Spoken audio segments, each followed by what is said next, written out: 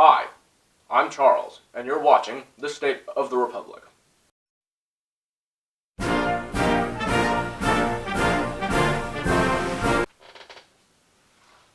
Good evening. We begin this week once again with the continuing fallout from the mass shooting at the Stoneman Douglas High School in Parkland, Florida. White House officials commented to the press that the shooting was a relief because it diverted public attention from the ongoing White House scandals, such as Rob Porter's and his wife beating, and Jared Kushner's security clearance, foreign corruption, etc., etc. Nevertheless, the attempted response to the shooting by the White House and Republicans writ large has faced a strong public backlash thanks to its perceived ineffectualness. The White House held a listening session with the survivors of school shootings and the family members of past victims. Predictably, the orange moron had to have a cheat sheet to get him through, including such hard-to-grasp concepts like asking the survivors about possible proposals and saying, "I hear you" to them.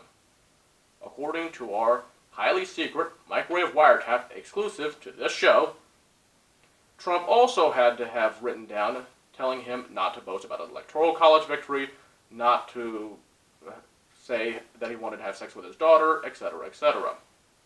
The Republican response to this tragedy has predictably towed the NRA line, with all of its proposals receiving the NRA support.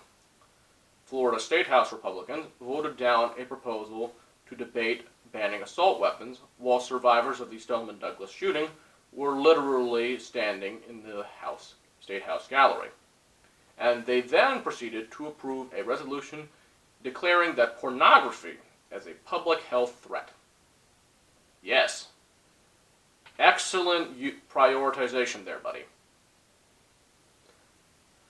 Meanwhile, on Capitol Hill, congressional Republicans, especially in the House, are now trying to tie controlled carry reciprocity legislation to strengthening the background check system, essentially eliminating state regulation of concealed carry while plugging loopholes in the background check system that the NRA itself helped create. Trump has proposed arming school teachers, because who doesn't want math class to be taught by Dirty Harry? The NRA has also endorsed the position of arming school shooters. It should be noted that at the Stoneman Douglas shooting, at least 4 police officers milled around outside while the shooting was ongoing. So, well-trained good guy with a gun couldn't stop it, too afraid, justifiably so. So we're going to expect the art teacher and the gym teacher to do it instead. Great idea. By contrast, a group of Northeastern Democratic governors is preparing an interstate compact to strengthen gun control laws and enforcement of those laws. And in even better news, public opinion is widely turning against the NRA, especially as the victims of the most latest shooting have been highly vocal in their support for stricter gun laws. The right wing has predictably resorted to personal attacks against the survivors of the shooting and their families, with dumbest Trump's son, Donald Trump Jr., and other prominent extremists indicating support for a plethora of conspiracy theories, including the most prominent one that these people are somehow actors. Yes, these people are actors. The moon is made of cheese, and the Illuminati secretly won the world. Very successful. These efforts to defame the survivors of the shooting and their family have been rather unsuccessful, as the NRA has lost a significant amount of corporate sponsors in the past week, and support for gun control laws is at an all-time high. The NRA's position as pretty much the final arbiter on gun proposals may be in danger. Thank you. Next, we go overseas, specifically to Syria. The UN Security Council has approved a temporary ceasefire in the country's ongoing civil war. This comes as the past week saw a week of especially bloody fighting between government forces and opposition forces. The United States has chosen to impose even more sanctions on North Korea, aiming to try to force the country to denuclearize. In China, the Chinese government is considering a proposal to remove term limits for the nation's presidents. The current Chinese constitution has a provision limiting presidents to 2 5-year terms, a measure introduced after the death of Mao Zedong to ensure the party's power and limiting the power of any one person. However, current Chinese President Xi Jinping has proven remarkably adept at ruling China and consolidating power, eliminating many of his political rivals in a series of anti-corruption purges. Such a proposed rule change in the Chinese constitution could extend Xi Jinping's rule for years. By contrast, U.S. officials are busy telling foreign officials to ignore the orange morons' unfiltered statements on Twitter. A marked contrast in the kind of leadership that nations have, unfortunately. On the domestic policy front, Congress is bracing for another potential fight over deferred action for childhood arrivals, as Congress is anticipated to pass a $1.3 trillion spending bill in March, and Democrats are considering leveraging passage of the massive must-pass spending package in order to get at least a few years of reprieve for Dreamers in exchange for a few years of border wall funding. The temporary kick-the-can-down-the-road solution increasingly looks like the only viable proposal that could potentially achieve enough support for passage. Also, the Senate is poised to pass a bill heavily deregulating the banking industry. Ohio Senator Sherrod Brown has been crusading to try to kill the bill in his role as ranking minority member on the Senate Banking Committee. And a strong majority of the Democratic caucus is aligned against the legislation. However, the bill has enough support from moderate to conservative Democrats to pass, and the nation is now poised to jump back into the kind of situation that led to the Great Recession. This is a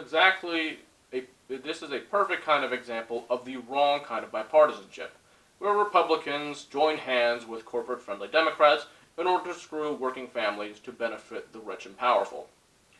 Previous proposed examples of these sort of things include the proposed Obama-era grand bargain. On the state level, Republicans are also working to damage this country.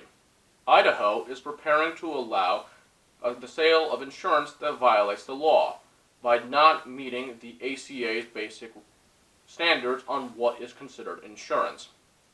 Trump's Health and Human Services Department is considered to be unlikely to seriously try to enforce the law, and it is likely that outside groups will have to sue to try to get Idaho to obey the law. So much for the party of law and order. They only really obey the law when it's really convenient for them. Similarly, the Interior Department is busy ignoring multiple federal court orders requiring it to enforce environmental protections with regard to oil and gas drilling on public lands, specifically regarding the leaking of methane, a highly potent greenhouse gas that is several times more powerful than the normal CO2. We now turn to election news. Republicans are increasingly worried about the upcoming March special election for Pennsylvania's 18th Congressional District, which was vacated by Republican Congressman Tim Murphy after it came out he had had an affair and then pressured his mistress to get an abortion in defiance of his publicly stated pro-life views. Party of family values, folks. The Democratic candidate for the district, Connor Lamb, is doing remarkably well in the district, despite its heavy Republican tilt, having gone to Trump by over 20 points in the 2016 election. And the election is considered a possible warning indicator for elections this November. Willard Mittens Romney also announced his Senate bid in Utah recently, and Trump endorsed him, despite their series of very, very public disagreements in the past. This serves as another reminder that Mitt Romney really has no ideological principles or scruples of any kind. I also remind you that Mitt Romney once strapped his dog to the roof of his car. Not politically relevant, just shows he's a bad person. Democratic hopes of retaking Congress has also gotten some boost recently. In Texas, Democratic challenger and Congressman Beto O'Rourke was able to outrace Republican incumbent Senator Ted Cruz by $1.5 million in recent filing. And in Pennsylvania, the state Supreme Court has implemented a new, far more fair electoral map that will give Democrats something resembling their fair share of the state's congressional delegation in the close to 50-50 state. Republicans are still trying to cheat their way to victory, though. Republican state house members in the Pennsylvania state legislature are pushing to impeach members of the state Supreme Court for invalidating the Republican-drawn gerrymandered maps. The Republican-controlled Supreme Court of the United States, meanwhile, is busy overturning decades of precedent to kill public sector unions on completely nonsensical free speech grounds, largely due to the fact that unions provide considerable support for Democratic campaigns, including voter turnout, campaign funds, and a variety of other factors. Speaker of the House and world's worst widow's peak guy, Paul Ryan, recently dismissed the Republican-appointed head of a National Electoral Integrity Commission who had been working to secure voting systems from outside interference. The person dismissed was originally appointed by Republican Speaker of the House John Boehner, by the way, so not some partisan liberal Democrat. Democrats are responding to Republican attempts to try to make it easier for people to steal elections by introducing legislation that will make it harder for Republicans to try to steal elections, including designated election systems as critical infrastructure under the Department of Homeland Security's guidelines. Democrats, however, are also having their own intra-party squabbles recently. The California Democratic Party's convention failed to endorse Senator Dianne Feinstein's re-election bid recently. Feinstein is the most moderate Democratic senator from a deep blue state, and facing a progressive challenger in the form of State Senate President pro tem Kevin DeLeon. Feinstein's bid to be endorsed by the convention failed, with DeLeon receiving 54% to Feinstein's 37%. 60% is required for an endorsement. Similarly, in Illinois, major liberal groups are backing challenger Marie Newman against conservative Blue Dog incumbent Dan Lipinski. Lipinski essentially inherited the congressional seat from his father, and in the past has opposed same-sex marriage, women's reproductive freedom, financial regulations, environmental protections, and the ACA, and is correctly seen as a conservative Democrat considerably out of step with his district. His Chicago area 3rd district is so heavily Democratic, the Republicans have not bothered to run anyone against him in the next election, and instead, a literal Nazi has filed for the Republican nomination and is about to win it due to a lack of other candidates. Speaking of fascist reactionaries, the Conservative Political Action Conference happened this week in D.C. These kind of gatherings are the largest gatherings of American fascists since the German-American Bund rally in Madison Square Garden right before America entered World War II, and also occupied most notably by the same sort of people with the same sort of beliefs. They're just better at hiding it nowadays. The slate of speakers was a nice mix of reactionaries, crazy people, and criminals, and some who checked all of those boxes. Truly, the best people from the best party. You get the idea. Republicans have continued to be racked by a series of scandals recently.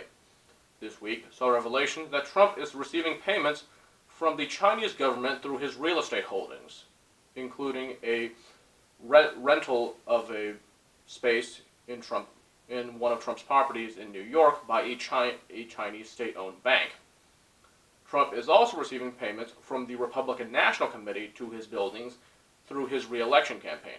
Of course, a quick reminder that Trump's re-election campaign at this point is essentially a slush fund scam to help pay for his family's legal bills in the Russia scandal.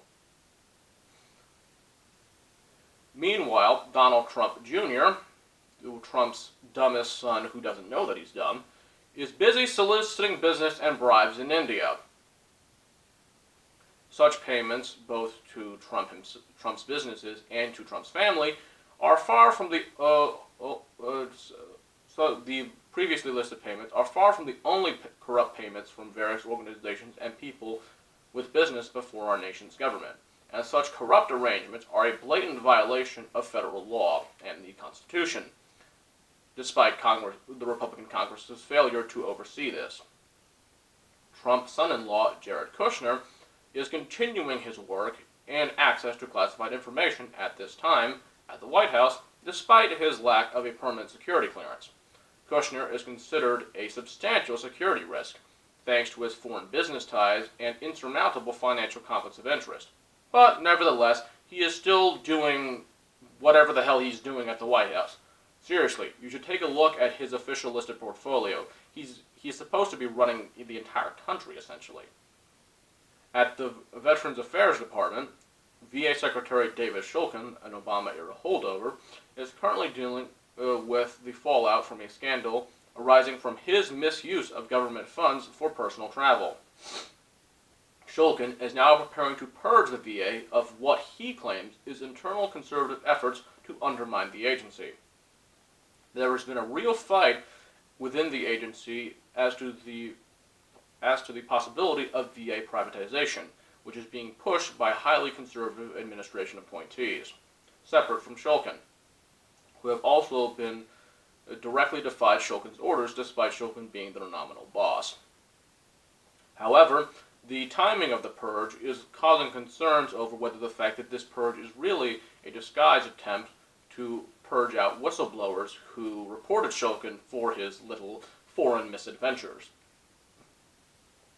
On a state level, in Missouri, the Republican governor, Eric Greitens, was indicted and arrested on felony charges relating to invasion of privacy, specifically regarding his alleged attempts to blackmail a woman he was having an affair with.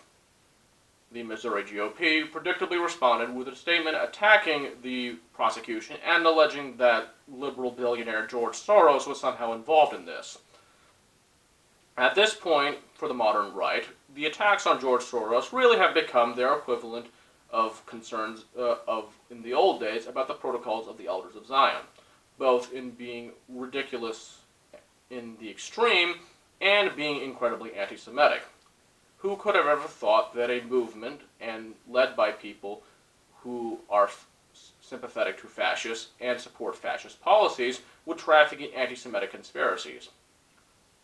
Who could have ever thought? Finally this week, we again return to the Russia scandal. Special counsel Robert Mueller's investigation has handed out even more indictments and obtained 2 more guilty pleas in the past week. Mueller obtained guilty pleas from former Trump campaign aide Rick Gates and former attorney and Bond villain named Alex van der Zaan. Gates has been charged with multiple, mostly financially related crimes, and has pled guilty to conspiracy against the United States and lying to federal investigators. Alex van der Zaan, his former attorney, also pled guilty to lying to federal investigators. I thought Trump was going to hire the best people. I don't think these are the best people. We now have 5 people who have pled guilty and over 20 indicted. Truly the best people. Mueller also filed more indictments against Rick Gates and his accomplice, former Trump campaign chair and style consultant for the Russian mafia, Paul Manafort.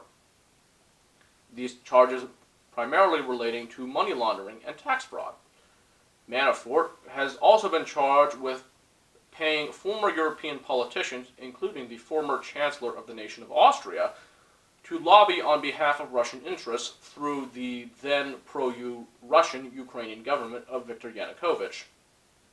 Another former Trump campaign aide, Sam Nunberg, is also expected to be talking to Mueller soon. Trump's son-in-law Jared Kushner is also facing increased scrutiny from investigators over his foreign financial ties. The Internal Revenue Service recently obtained a subpoena for business records from Kushner. Republicans are still trying to obstruct the investigation, with conservatives beginning to lay the political groundwork for a series of pardons by Trump in an effort to stop the investigation. Trump himself, of course, has tweeted a bunch of ridiculous and non-factual nonsense regarding the investigation, blaming Obama, Jeff Sessions. It's not really worth going into. Congressional Republicans, however, were forced to release the Democratic counter-memo to their previous memo written by Republican House Intelligence Committee Chair and stooge for Donald Trump, Devin Nunes. Even though the Democratic memo was heavily redacted, the memo convincingly rebutted most, if not all, of the Republican allegations in their memo, although a definitive answer is difficult to ascertain without access to the underlying documents. The Russia scandal is getting larger, and it will eventually take down this administration. It is a question of time. Thank you. Thank you for watching the program. Be sure to like, comment, and subscribe for more interesting content.